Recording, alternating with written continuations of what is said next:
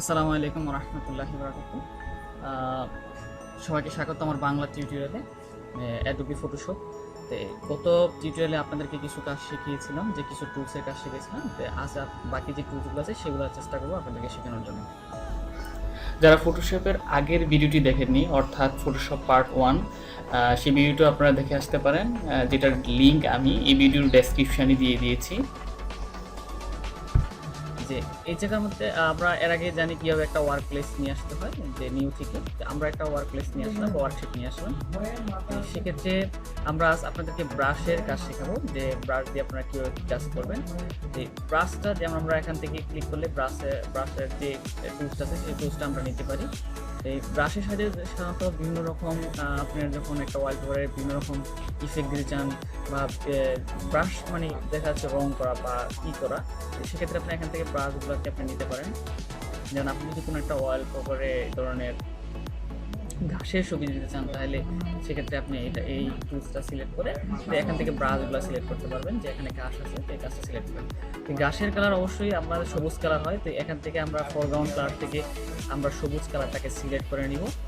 Select করে দেন okay button click করে আমরা মাউসটাকে ড্র্যাগ করে এভাবে ছেড়ে দিব। দেন এটা ব্রাশ এখানে ঘাসের মতো একটা ইফেক্ট এখানে সিস্টেম। এছাড়া আরও এখানে বিভিন্ন ধরনের ব্রাশ আছে, আপনার ইচ্ছা করলে এখানে ইউজ করতে পারেন, প্র্যাকটিস করবেন এখানে। যেমন আমি যদি এটা সিলেক্ট করি, দেখেন এই ক্ষেত্রে কী হয়, কী ধরনের ব্রাশ হচ্ছে নিতে পারেন। এছাড়া আরও অনেক বিভিন্ন রকমের ব্রাশ আছে এই জায়গার মধ্যে, আপনারা প্র্যাকটিস করেন। যে যদি মনে করেন যে আমি একটা পাতার মতো কালার নিয়ে আসতে চাই, তাহলে সেক্ষেত্রেও আপনি এই ধরনের কালার ইফেক্ট নিয়ে আসতে পারেন। তো এটা হলো সম্পূর্ণ ব্রাশ টুলের কাজ, এবং এখান থেকে আপনি বিভিন্ন সাইজের ব্রাশ নিতে পারবেন। এবং ব্রাশের সেটিংগুলো হলো যেখানে ডায়ামিটারটা কতটুকু হবে, কত বড় হবে, এখান থেকে আপনি ছোটো বড় করে নিতে পারবেন ইচ্ছা অনুযায়ী।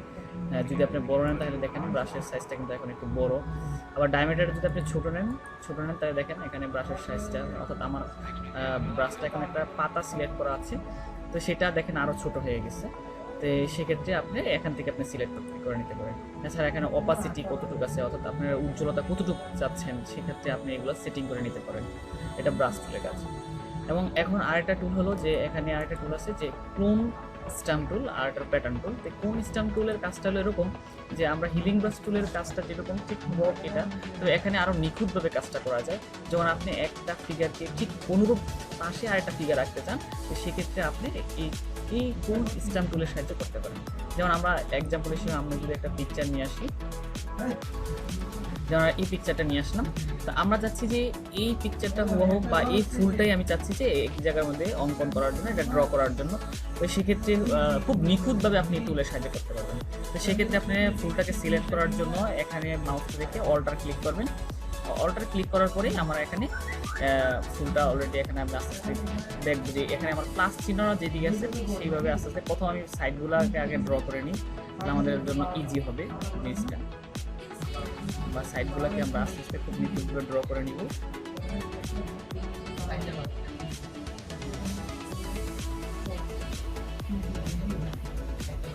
দেন বাকি যে সাদাগুলো জায়গাগুলো আছে সেগুলো আমরা এইভাবে মাউসটা লেফট বাটন ক্লিক করে ধরে রাখতে হবে, ড্র্যাগ করে এবার আমরা এটা কপি করতে পারি। খুব এখানে কোনো বোঝার কোনো স্কোপ থাকবে না, যে এইভাবে আমরা ইচ্ছা করলে দেখা যাচ্ছে যে আপনার এখানে যে ইটা আছে, কাণ্ডটা আছে, সেই কাণ্ডটা বরাবর আমার প্লাস চিহ্নটা যেদিকে যাবে, প্লাস চিহ্নটা দিকে আমরা খেয়াল রাখবো। প্লাস চিহ্নটাই কিন্তু প্লাসের জায়গাটাই এখানে কপি হচ্ছে, সেক্ষেত্রে এগুলো কিন্তু আমাদের খুব কেয়ারফুলভাবে খেয়াল রাখতে হবে।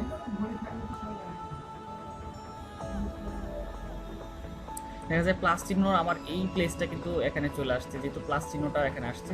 তো আমরা যখন কাজ করবো তো সেক্ষেত্রে খেয়াল রাখবো যে প্লাস চিহ্নটা কোথায় যাচ্ছে, কী আছে। তো সেক্ষেত্রে খুব নিখুঁতভাবে আপনি ইচ্ছা করলে যে একটা জিনিসকে হুবহু কপি করতে পারবেন, এবং এটা কোনো বোঝার স্কোপ থাকবে না যে আসলে এটা কি আরেকটা বা কপি কিনা। সেক্ষেত্রে আমরা এই টুলটা ইউজ করতে পারি। প্যাটার্ন টুলের সাহায্যে আমরা বিভিন্ন রকম প্যাটার্নের ইফেক্ট দিতে পারি। যেমন এখানে একটা প্যাটার্ন সিলেক্ট করার প্লেস আছে, আপনি কী ধরনের প্যাটার্ন চান। এখানে যেমন আমরা যদি এটা সিলেক্ট করে দিই, দেখা যাচ্ছে যে আমরা যদি এটা এভাবে ড্র করে দিই, এই ধরনের ঠিক প্যাটার্ন চলে আসবে। বা আমরা একটা সিলেক্ট করা প্লেসের মধ্যে যদি আমরা নির্দিষ্ট প্যাটার্ন দিতে চাই, সেক্ষেত্রে আপনার এই প্যাটার্নের মাধ্যমে আমরা প্যাটার্ন ইফেক্টটা দিতে পারি। এখানে আরও বিভিন্ন রকম ইফেক্ট আছে, যেমন আমরা যদি এটা নিতে চাই তো সেক্ষেত্রে এইভাবে মাউসটা ব্যাক বাটন এবার ড্রাগ করে ধরে রাখতে হবে, তাহলে এবার আস্তে আস্তে যখন আমরা মুভ করাবো সেই ইফেক্টটি অটোমেটিক চলে আসবে। বিভিন্ন রকম প্যাটার্ন আছে, আপনারা প্রত্যেকটা ইউজ করে চেষ্টা করবেন দেখার জন্য যে কী ধরনের ইফেক্ট আসছে। এখানে আরেক ধরনের প্যাটার্ন আসছে। এইভাবে প্যাটার্ন টুলের সাহায্যে আপনি বিভিন্ন রকম প্যাটার্ন ইফেক্ট দিতে পারেন ইমেজের মধ্যে। প্লেন বাকেট টুল হলো যে আমরা যখন রং করার জন্য আমরা প্লেন বাকেট টুলটা ইউজ করবো, যে এখানে প্লেন বাকেট টুল গ্রেডিয়েন্ট টুলের কাজও আমি শেখাবো আপনাদেরকে। যে প্লেন বাকেট টুলটা যখন আমি চাচ্ছি যে আমি এই অংশটাকে আমি সম্পূর্ণ একটা কালার করে দিতে যাচ্ছি, তো সেক্ষেত্রে প্লেন বাকেট টুল, অথবা একটা স্পেসিফিক প্লেসকে আমরা কালার করতে যাচ্ছি, যখন আমরা স্পেসিফিক কোনো কালারকে সিলেক্ট করবো, আমরা জানি রেক্টেঙ্গুলার মার্কিং টুলের সাহায্যে আমরা বা ইলিপ্টিক্যাল মার্কিং টুলের সাহায্যে আমরা সিলেক্ট করে থাকি। বা আর আমাদের এখানে আপনার আরও সিলেক্ট করার জন্য এখানে আরও অনেকগুলো টুল আছে, লেসো টুল আছে, পলিগনাল লেসো টুল আছে, এগুলোর মধ্যে আমরা সিলেক্ট করতে পারি একটা প্লেসকে, নির্দিষ্ট একটা প্লেসকে। তো নির্দিষ্ট একটা প্লেসকে সিলেক্ট করার পরে আমরা যদি ওই অংশটাকে আমরা কালার করতে চাই, তো সেক্ষেত্রে আমরা প্লেন বাকেট টুলের সাহায্যে সিলেক্ট করে এটা কালার করতে পারবো। এবং যে কালারটা চাই এখান থেকে আমরা সেই কালারটাকে সিলেক্ট করে নিব। যে এখানে বিভিন্ন রকম কালার আছে, আপনি আপনার মতো যে কালারটা আপনি চান, অথবা এখানে কালার কোড আছে, অথবা এখানে আরেকটা জিনিস আছে যে অনলি ওয়েব কালার। এটা আমি এর আগে টিউটোরিয়ালে দেখিয়েছি যে অনলি ওয়েব কালার হলো শুধুমাত্র ওয়েব ডিজাইনের জন্য এই কালারটা সাপোর্ট করে, এই কালারগুলো সাপোর্ট করে। সেক্ষেত্রে আমরা এখান থেকে অনলি ওয়েব কালার এটা সিলেক্ট করে আমরা কালারগুলো করে ফেলবো। তো আমরা সাধারণত এভাবে নর্মাল আমরা কালার করি, যে আমরা একটা কালার সিলেক্ট করে নিলাম, যেমন এই কালারটা আমরা সিলেক্ট করে নিলাম, দেন ওকে বাটন ক্লিক করে প্লেন বাকেট টুলটা সিলেক্ট করে জাস্ট এখানে একটা লেট বাটন ক্লিক করব, সাদা প্লেসগুলোতে অটোমেটিকলি পুরোটাই কালার হয়ে যাবে। এখন আপনাদের যে গ্রেডিয়েন্ট টুল আছে সেই গ্রেডিয়েন্ট টুলের কাজটা শেখাবো। তো এখান থেকে আপনার পেন বাকেট টুলের যেই টুলসটা আছে সেই জায়গায় আপনার গ্রেডিয়েন্ট টুলসটা আছে। তো গ্রেডিয়েন্ট টুলের কাজ হলো বিভিন্ন রকম গ্রেডিয়েন্ট ইফেক্ট দেওয়ার জন্য, যেমন আপনাদেরকে একটা এক্সাম্পল দেখছি, যেমন এখান থেকে গ্রেডিয়েন্টগুলো সিলেক্ট করে নিতে পারেন। এখানে অনেকগুলো গ্রেডিয়েন্ট আছে। তো এখানে যখন রাইট বাটন প্রেস করে এভাবে ধরে টেনে ছেড়ে দিবেন, তাহলে গ্রেডিয়েন্ট ইফেক্ট হবে। গ্রেডিয়েন্ট ইফেক্টটা হলো যে আপনি যদি কোনো একটা প্লেসে দেখা যাচ্ছেন যে একটা কালার খুব ডিপ করে দিতে যাচ্ছেন, কোনো একটা কালারকে না আরেকটা প্লেসে লাইট করে দিতে যাচ্ছেন, বা একটা সিলেক্ট করা একটা অংশকে এই ধরনের ইফেক্ট দিতে যাচ্ছেন, তো সেক্ষেত্রে আপনার এই গ্রেডিয়েন্ট টুলসটা ইউজ করা হয়। তো এটা ইচ্ছা হলে আপনি গ্রেডিয়েন্ট টুলসটা তৈরি করে নিতে পারেন। এখানে যখন আপনার আবার দেখাচ্ছি যে জাস্ট এখানে যখন আপনি ক্লিক করবেন, তাহলে এই অপশনটা চলে আসবে। এখান থেকে আপনি বিভিন্ন রকম গ্রেডিয়েন্ট ইফেক্ট তৈরি করে নিতে পারেন। যেমন আমি চাচ্ছি যে না এই কালারটা চেঞ্জ করে দিব, তো এই কালারটা এখান থেকে করে জাস্ট এখান থেকে সিলেক্ট করে দিবেন যে আপনি কোন কালারটা নিতে যাচ্ছেন। এখান থেকে ইচ্ছা করলে এই গ্রেডিয়েন্টগুলো আপনার ইচ্ছাগুলো তৈরি করে নিতে পারবেন। অথবা দেখা যাচ্ছে যে না আমি এই কালারটাকে, লাল কালারটাকে আমি চেঞ্জ করে অন্য একটা কালার দিতে চাই, বা একটু সাদা ইফেক্ট দিতে চাই, তো সেক্ষেত্রে আপনি এগুলো এইভাবে সিলেক্ট করে দেন ওকে বাটন ক্লিক করে আবার আগের মতো করে টেনে ছেড়ে দিবেন, তাহলে আপনার যে কাঙ্ক্ষিত বা যে গ্রেডিয়েন্টটি তৈরি করেছেন সেই গ্রেডিয়েন্টটি এখানে চলে আসবে। অর্থাৎ গ্রেডিয়েন্ট নতুন করে তৈরি করার সিস্টেমগুলো এখানে ক্লিক করলে এই কালারগুলো বিভিন্ন রকম চেঞ্জ করে আপনি এখান থেকে বিভিন্ন রকম ইফেক্ট তৈরি করে নিতে পারেন। সেটা হলো আপনার গ্রেডিয়েন্ট টুলের কাজ। এখন আপনাদেরকে দেখাবো যে ইরেজার কীভাবে কাজ করে। ইরেজার টুলের কাজটা আপনাদেরকে দেখানোর চেষ্টা করবো। তো ইরেজার কাজটা হলো যে আমরা তো ইমিডিয়েট বুঝতে পারতেছি যে ইরেজার হলো আপনার কোনো অংশকে মুছে ফেলার জন্য ইরেজারটা ইউজ করা হয়। দেন এখানে ব্যাকগ্রাউন্ড কালারটা আমার লাল আছে, এই জন্য ইরেজারের কালারটাও লাল আসছে। আমরা যদি সাদা সিলেক্ট করে দিই, তো দেখা যাচ্ছে যে এটা করা যাবে। অথবা দেখা যাচ্ছে যে আপনি যখন একটা ছবির অংশকে কাটবেন, কাটার পরে দেখা যাচ্ছে যে এই ছবির অংশটাকে যখন আপনি, যেমন আমাদের এখানে একটা ছবি অলরেডি কাটা আছে, মাধ্যমে দেখা যাচ্ছে যে এর মধ্যে আমরা যদি কপি করে দিই, কপিটা পেস্ট করে দিই, আমার এটা চলে আসবে। তো সেক্ষেত্রে ইরেজারটা আমরা ইউজ করে যে এই কালারগুলো যেগুলো আছে এগুলো আমরা রিমুভ করে দিতে পারি। তো সেই জন্য আমাদের ব্যাকগ্রাউন্ড কালারটাকে এইভাবে সিলেক্ট করে নিতে হবে। জাস্ট এখন আমরা সিলেক্টের মাধ্যমে এগুলোকে মুছে দিতে পারবো। যখন আপনি একটা ছবিকে কাটার পরে দেখা যাচ্ছে কিছু এবছর অংশ চলে আসছে, তো সেই অংশগুলো আপনি এই ইরেজারের মধ্যে কেটে দেবেন। আর এছাড়া এগুলো ছোটো যখন আসবে সেক্ষেত্রে আপনি ইরেজারের মধ্যে করতে পারেন। অথবা যখন বড় কোনো প্লেস থাকে তো সেক্ষেত্রে আপনি রেক্টেঙ্গুলার মার্কিং টুল বা ইলিপ্টিক্যাল মার্কিং টুলটা সিলেক্ট করে এখানে এইভাবে ধরে জাস্ট এই জায়গাটা সিলেক্ট করে ডিলিট করে দিলে চলে যাবে। অথবা আপনি আরেকটা কাজ করতে পারেন, আপনি ম্যাজিক টুলের সাহায্যে জাস্ট এই জায়গাটা ক্লিক করে আমরা জানি ম্যাজিক টুলের সাথে একসাথে অনেকগুলো অংশ সিলেক্ট করার জন্য ইউজ করা হয়। এখানে ক্লিক করার পরে ওকে এরেজ দেওয়া হবে।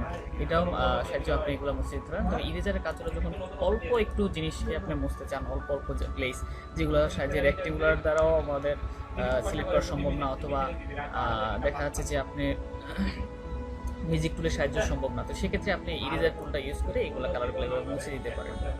সেটা হলো ইরেজার টুলের কাজ। আরেকটা টুলের কাজ আপনাদেরকে দেখাচ্ছি যে ট্যাক্স কাজ হলো যে যখন আপনি কোনো একটা পেপারে বা কোনো একটা জিনিস নাম লিখতে চান বা এরপরে কোনো একটা নাম লিখতে চান, তো সেক্ষেত্রে আপনার এই আপনার ট্যাক্সের যে ইটা আছে সেটা ইউজ করা হয়। তো সেক্ষেত্রে আপনি ছেড়ে দিবেন এভাবে, অথবা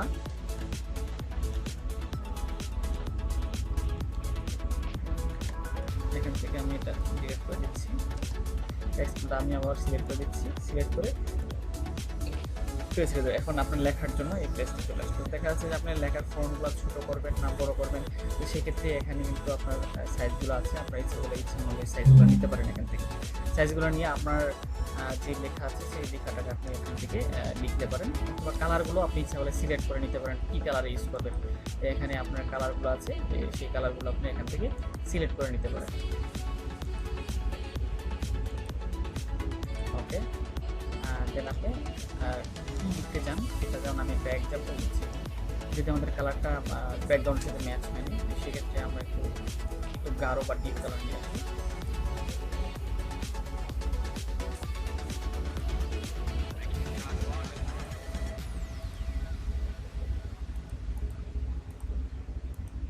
এটা চলে আসছে, আমার গাঢ় কালার যে কালারটা এটা চলে আসছে। এভাবে বিভিন্ন রকম টেক্সটের আবার ইচ্ছা হলে এটা আপনি বিভিন্ন প্লেসে মুভ করে দিতে পারবেন। যেমন দেখা এভাবে আপনি মুভ টুলের সাহায্যে এটাকে বিভিন্ন জায়গায় মুভ করতে পারবেন। যেমন আমরা মুভ টুলটা সিলেক্ট করে নিলাম, দেন এটাকে ধরে বিভিন্ন জায়গায় আপনি যেই প্লেসটাতে আপনার প্রয়োজন ঠিক সেই প্লেসে আপনি এটাকে মুভ করতে পারেন। এটা হলো আপনার এই টেক্সটগুলোর কাজ। এছাড়া আরেকটা জিনিস আছে এখানে শেপগুলোর কাজ হলো যে আপনি যখন বিভিন্ন রকম শেপ নিয়ে আসতে চান, যে এখানে শেপ আছে, আপনার এসে বলে এগুলো ডাউনলোড নিয়ে নিতে পারেন নেট থেকে, বিভিন্ন রকম শেপ এখান থেকে নিতে পারেন। যেমন আমরা যদি একটা সিজারের শেপ নিই, তাহলে এখানে সিজারের শেপটা সিলেক্ট করে ছেড়ে দিতে হবে, তাহলে আমাদের এখানে সিজারের একটা শেপ চলে আসছে। আর এই কালারটা আপনি এখান থেকে জিনিসগুলো চেঞ্জ করে নিতে পারেন। আগে থেকে আপনি এগুলো চেঞ্জ করে নিতে হবে, চেঞ্জ করলে আপনার এই কালারটা এখানে চলে আসবে। আরও এদের বিভিন্ন রকম আপনার এখানে আছে শেপ আছে, আপনি শেপগুলোকে এখান থেকে নিতে পারেন। এগুলো শেপগুলোর কাছে বিভিন্ন রকম শেপ আছে। So that's all today. আমি চেষ্টা করব বিভিন্ন প্রজেক্টের মধ্যে আপনাদের এই টুলগুলো প্রত্যেকটা কাজ কীভাবে একসাথে ইউজ করা যায় প্রজেক্টের মাধ্যমে নেক্সট টিউটোরিয়ালগুলোতে দেখানোর জন্য চেষ্টা করব যে একটা প্রজেক্টের মধ্যে কীভাবে টুলগুলো ইউজ করা হয়। So that's all today. Allah Hafiz.